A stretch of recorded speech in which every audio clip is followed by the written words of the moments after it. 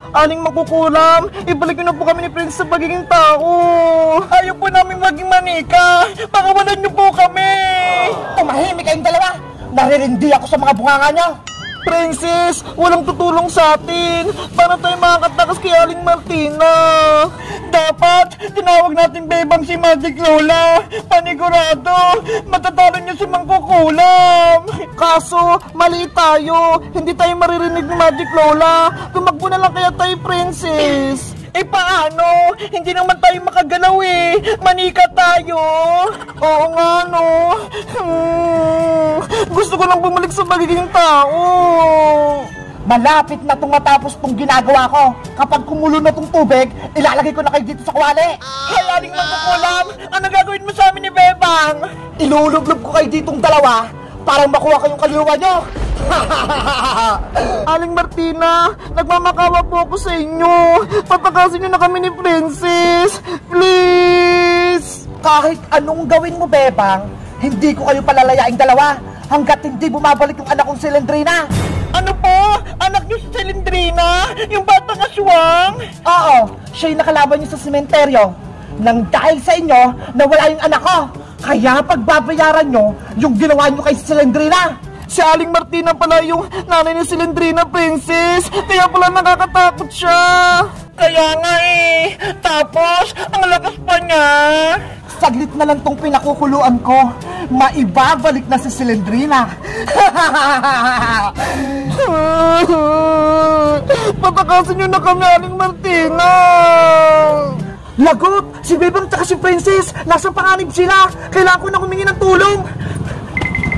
Princess! Magpakita ka na! Kanina ka pa namin hinahanap ni Bebang! Iska! Iska! Ano yun, Boyong?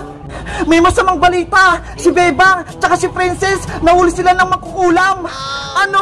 May Mangkukulam? Nasaan sila? Dun sa may bakanting lote, ginawa silang manika!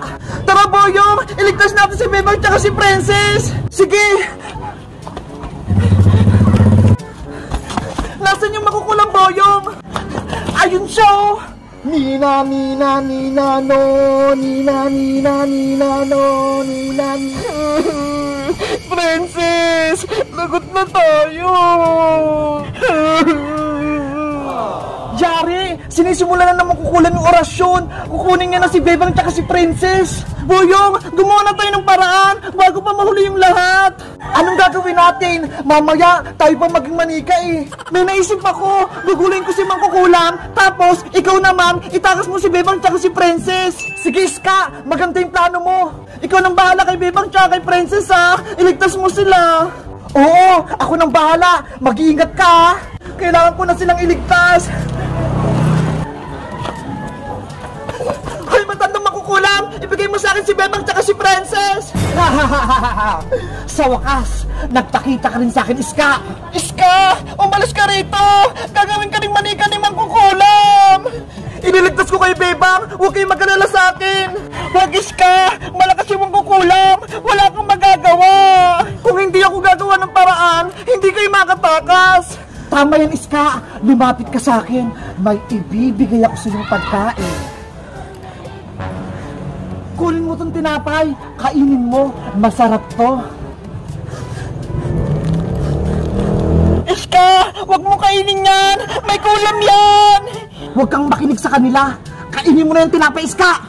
Boyong! Ngayon na yung tamang panahon! Itakas mo na si Bebang at si Princess! Bilis! Bebang! Princess! Halina kayo rito! Kukunin ko na kayo! Hindi! Takbo, Boyong! Takbo! Kasalanan mo to, Iska! Pinatakas mo sila! Ikaw naman yung gagawin kong manika! Bitawan mo ako, Mangkukulam!